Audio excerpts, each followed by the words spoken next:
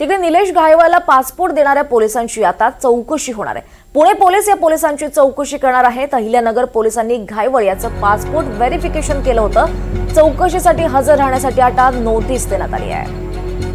अधिक माहिती घेऊयात आमच्या प्रतिनिधी रेवती हिंगवे यांच्याकडून। रेवती, का अधिक माहिती आहे?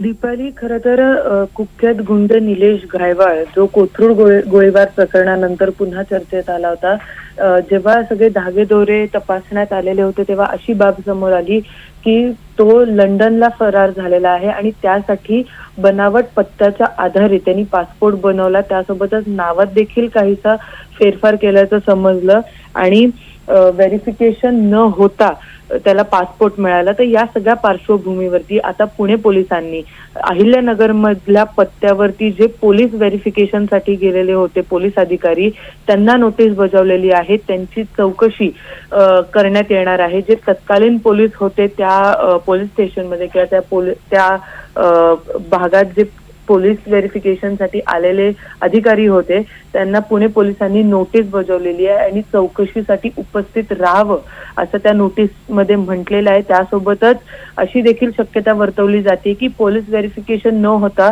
कुख्यात गुंड निलेश घायवाळला हा पासपोर्ट मिळालाय तर योग्य ती कारवाई देखील तत्कालीन पोलीस अधिकाऱ्यांवरती होऊ शकते। निश्चितच रेवती, धन्यवाद या सविस्तर माहितीसाठी।